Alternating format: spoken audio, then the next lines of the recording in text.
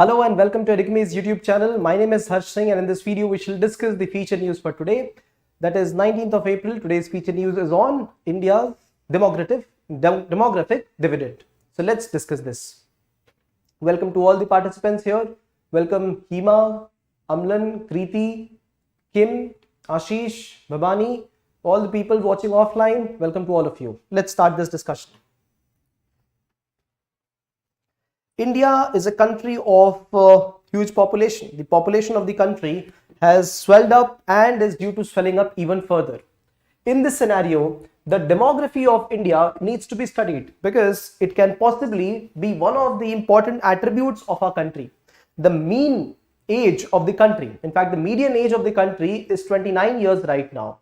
The median age of the country at the beginning of this decade was 24 years.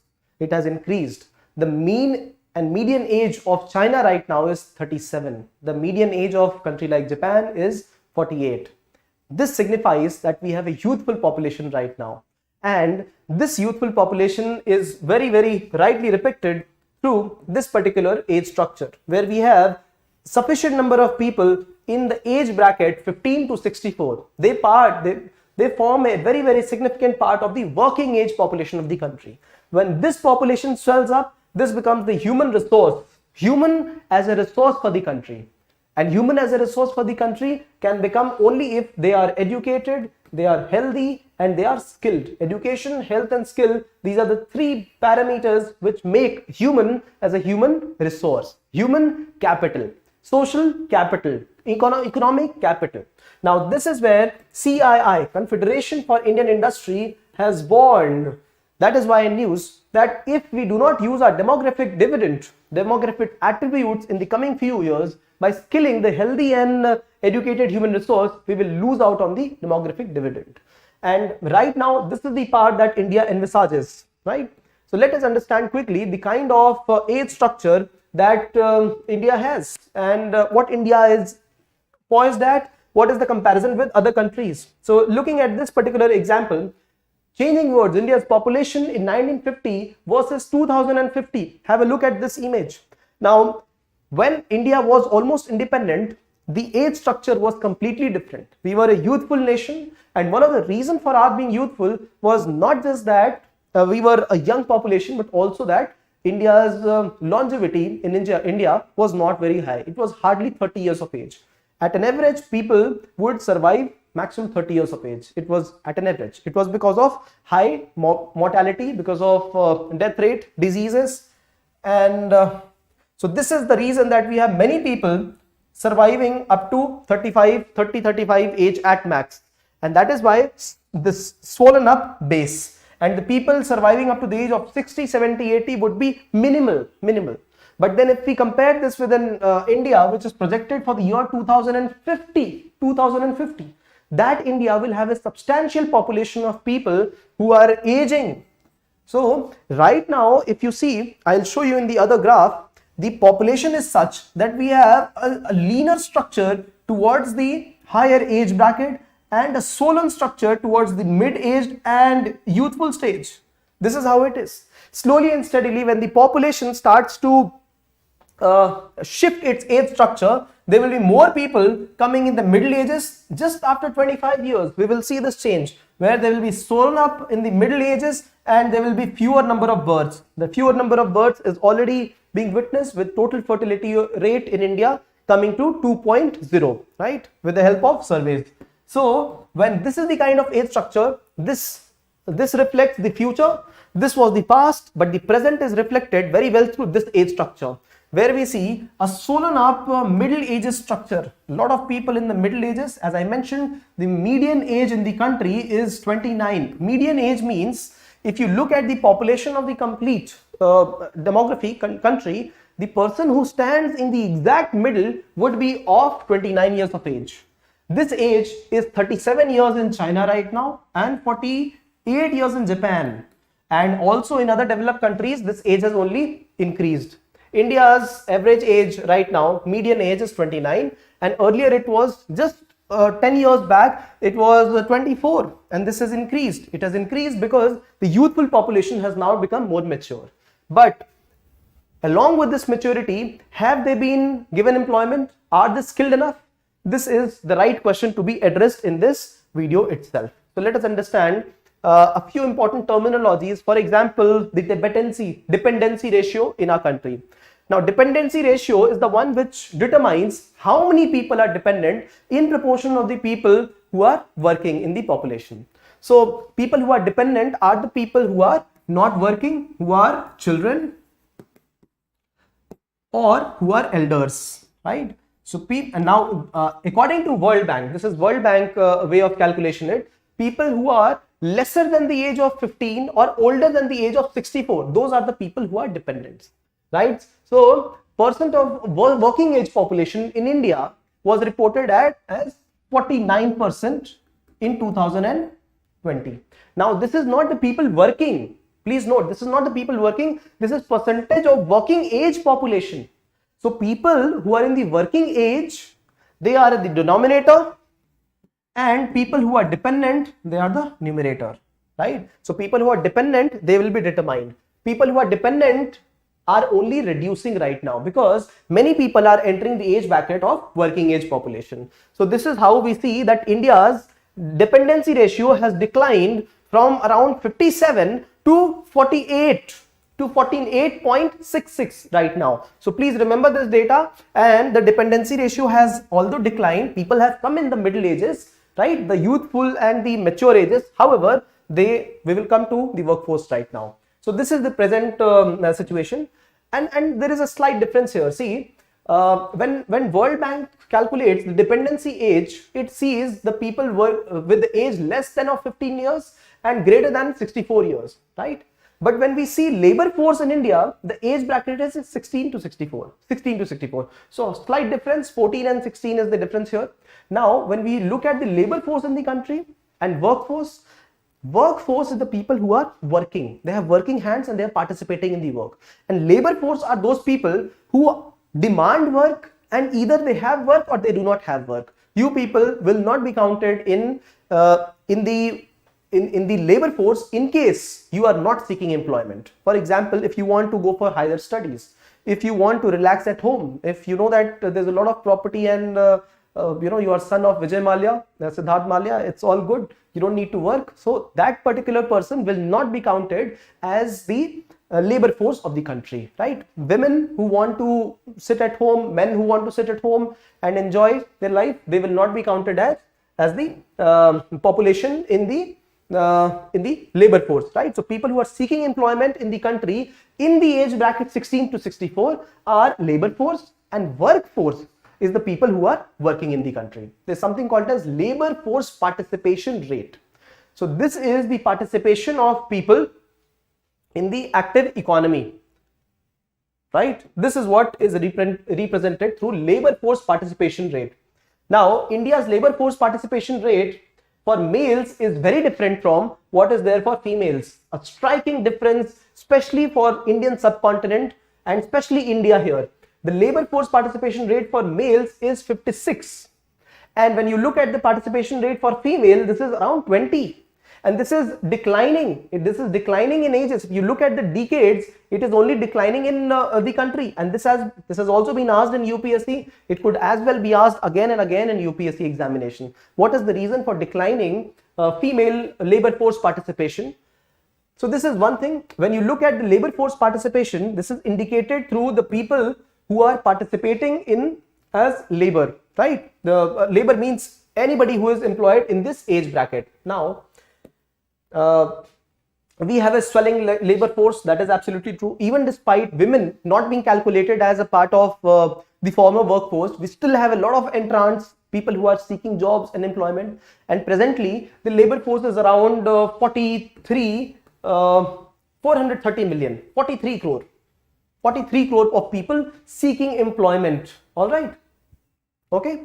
And this percentage, this is the number of people, 43 crore people who are seeking employment, right, in the country. However, this participation is only 50% of the total working age population, total population in this age bracket, right? How do I say this is true? All right, anyhow, getting back to this, when you look of India's demographic dividend in comparison to the other countries, India is at a far more suitable position in these decades. We are looking at 2021 to 2060. It is because we will still have the labor force participation ahead of the other countries. We will still have excessive labor force.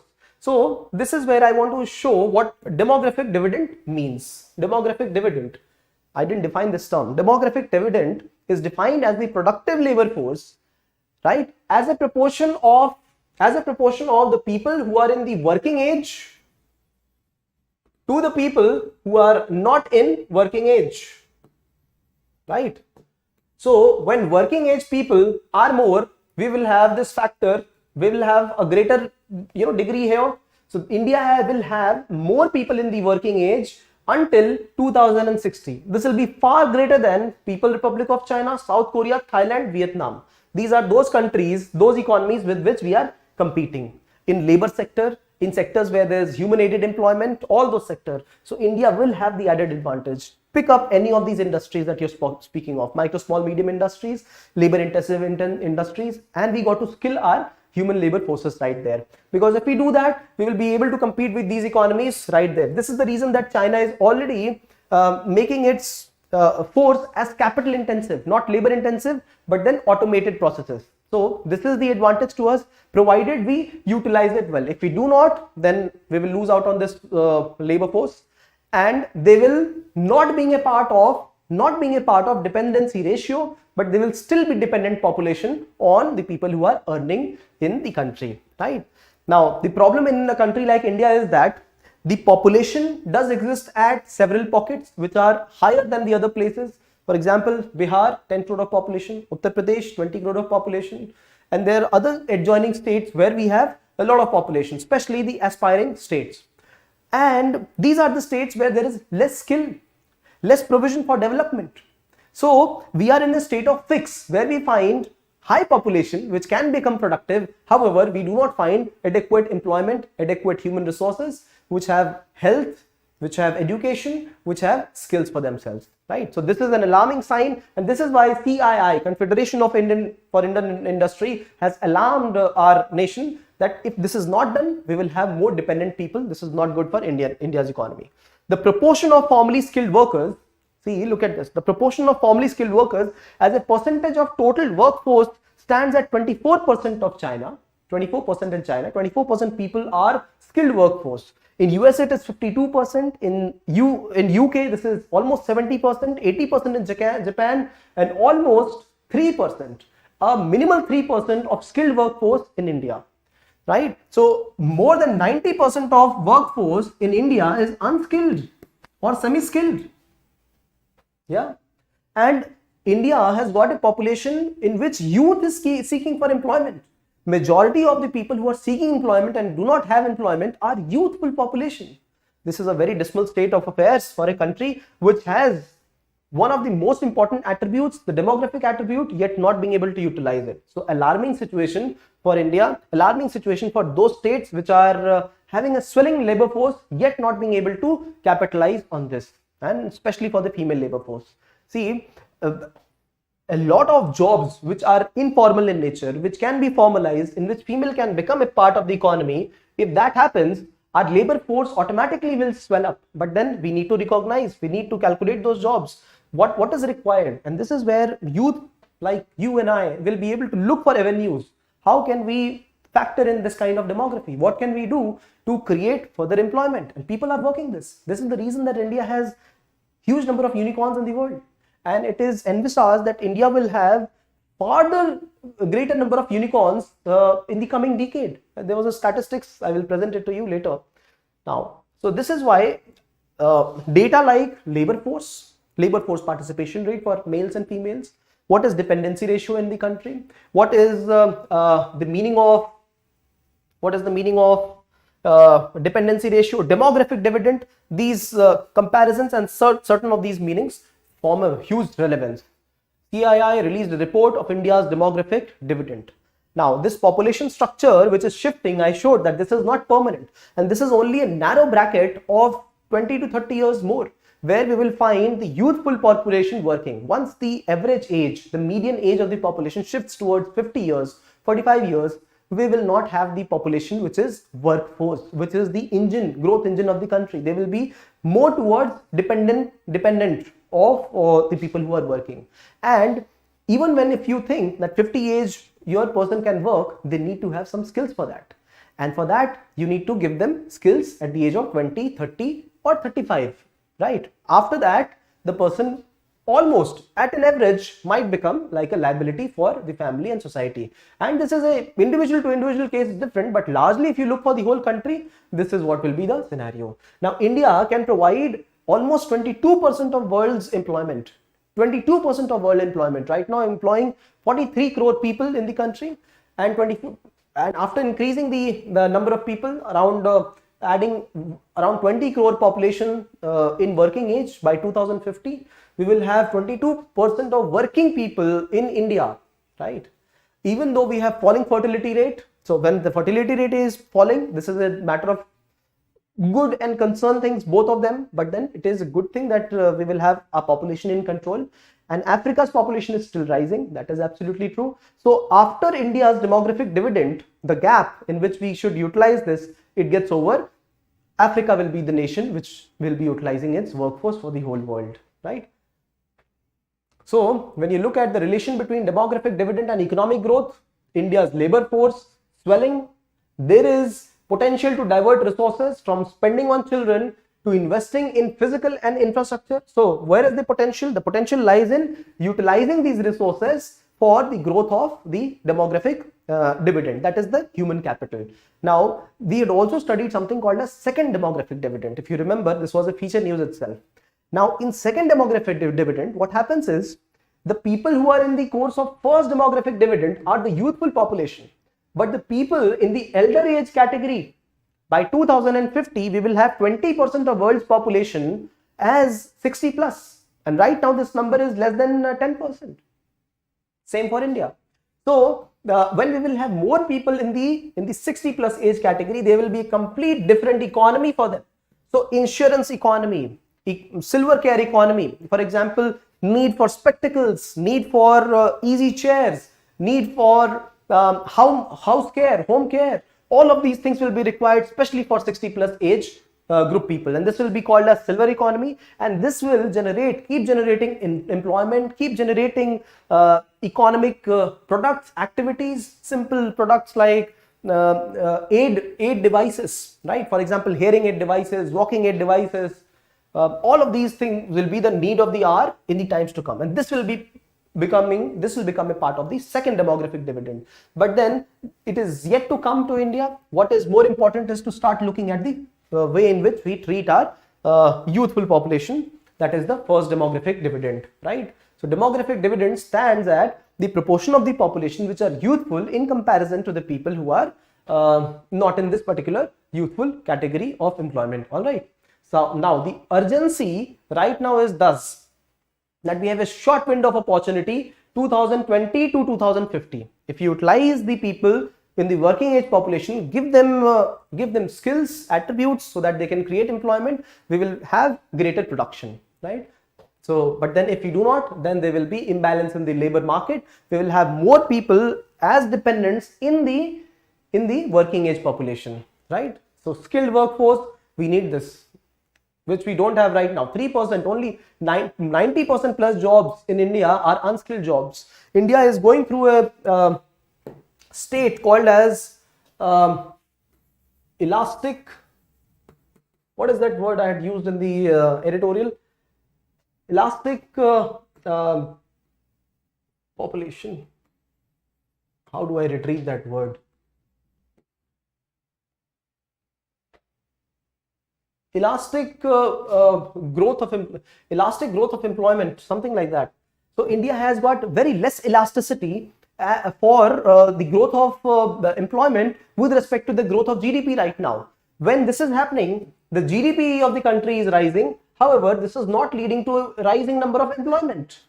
And when this is not leading to high number of employment with respect to the increase in GDP per unit, that means we have less elasticity of employment, and this is a jobless growth we are providing. So what is required is now we shift people to semi-skilled or unskilled labor force in the manufacturing sector. What are these sectors like? Construction sector, which will absorb a lot of workforce. If you have seen that editorial published 3 days back, you would know what I'm speaking of. Construction labor force are the people who do not need employment, who need not need skills, but then they get employment. And India being a growing economy, a growing nation, we will have more employment in the construction sector. It can absorb more people. Similarly, less skilled people in service sector, for example, trade, transport industry, hotel industry, service industry, they can utilize these services of those people. And where is this workforce going to come from? The inflated labor force and the people who are in the agriculture sector. They will get shifted to construction,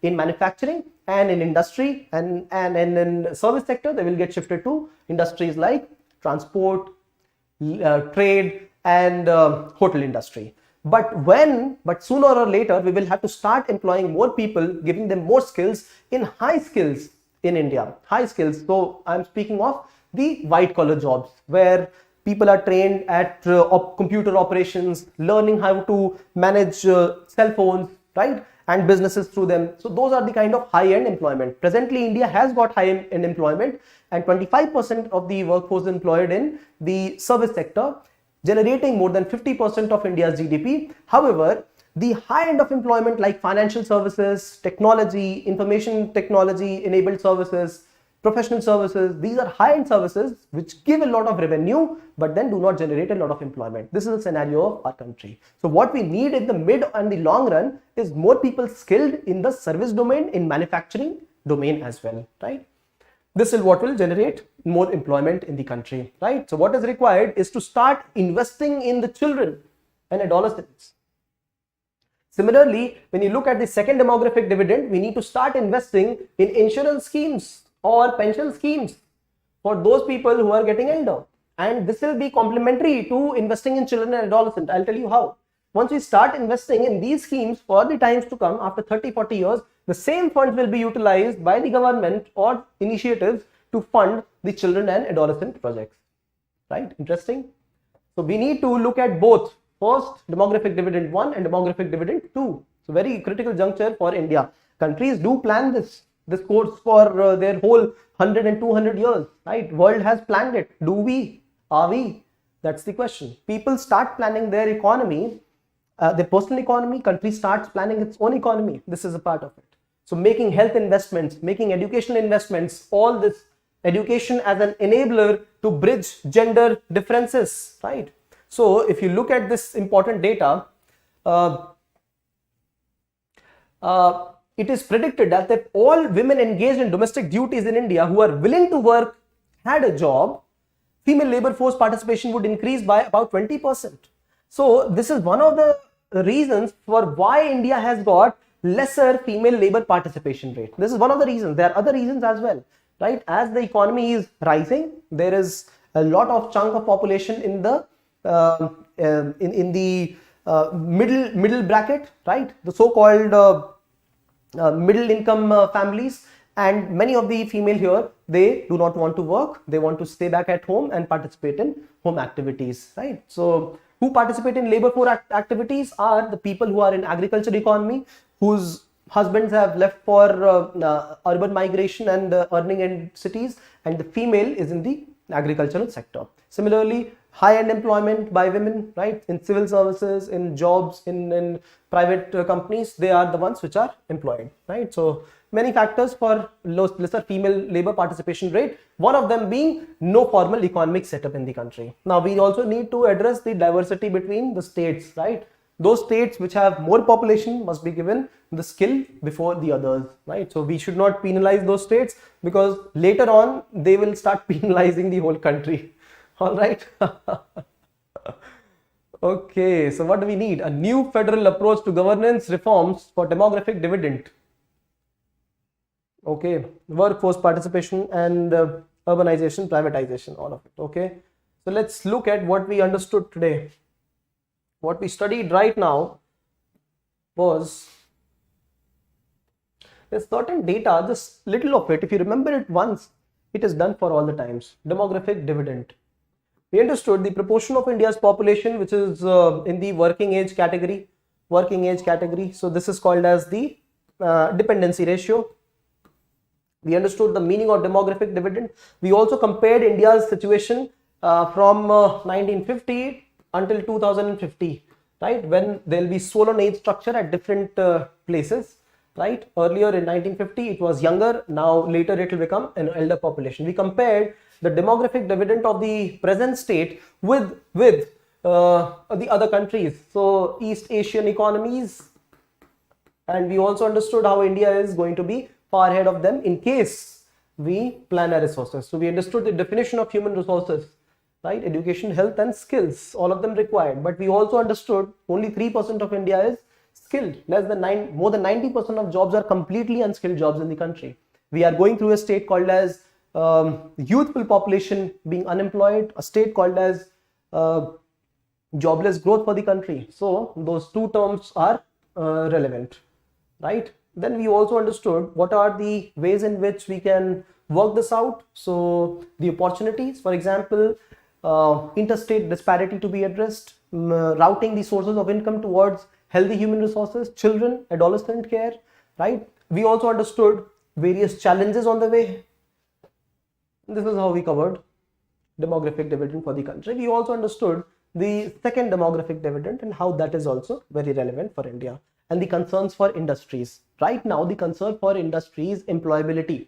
The employability of Indian youth is not as good because of low skills and lesser quality skills being provided, right? So we also understood one important way in which the shift of labor force should happen in the country. How the labor force should shift from agriculture to industry and the service sector. All right. Yes, growth elasticity of employment. Thank you. Very good. That is the word.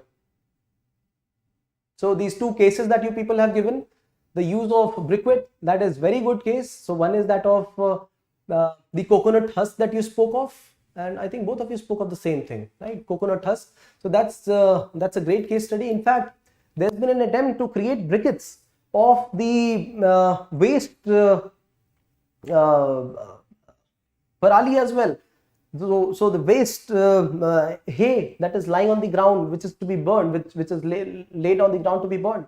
In case that happens, that is happening, but then it has to be made an economical process, something that you people have spoken, 4 times more productive asset, right? So they are being used in the coal power stations, power plants. All right. Kim says only 7% of engineering graduates are employable. We need to increase our skill development. Yes. Only the technical graduates who are getting employed is in the ratio of 35 to 40%. Technical graduates and graduates, people who are highly qualified in their endeavors, they are also not getting employed, right? Despite seeking employment. So this is where the industry complains that we are not skilling the people as per their need, right? So this is where the curriculum of universities, that is the syllabi, must be revised in consonance with the industry standards. Industry is seeking what? Industry is seeking automation, artificial intelligence, but then our syllabus is not getting revised. I remember I was a part of University of Pune, and in Pune University we were studying C language and C++, and but then the requirement of those times was Java, and we studied Java only in the 4th semester, first semester. But then requirement was never of C++. We should have switched on to Java as soon as possible. So we need revision of syllabus every now and then, every 5 years, 3 years, because industry standards are changing very quickly. We are in the age of transition, and that's what is required. But then are we doing that fast? No. This is leading to lesser employability. That is the reason that there are fostering private educational institutes which teach in a short span of time, 6 months or 3 months, something that makes the person more employable, right? So this is the relevance of the industry which is aiding people gain jobs. All right. Now, if you have questions, please post them down. And if you like this initiative, share some love through likes, comments and shares. I will see you all tomorrow evening. Until then, take care and study well for the examination. All right. Questions, people for offline viewers, If you have questions, please put them down in the comment section. Also, we keep posting editorials on alongside these videos. We keep posting editorials, 2 editorial discussions per day, and they have relevant questions. So try and answering those questions. Repeated, it's like a practice of answer writing. If you do that, your brain will get exercised. The more you open your brain, the more lifesaver it becomes, just like a parachute. So with this, I conclude my conversation. Vamani, Ashish, Kriti, Amlan, good night. Bye bye all of you. I will see you all tomorrow evening.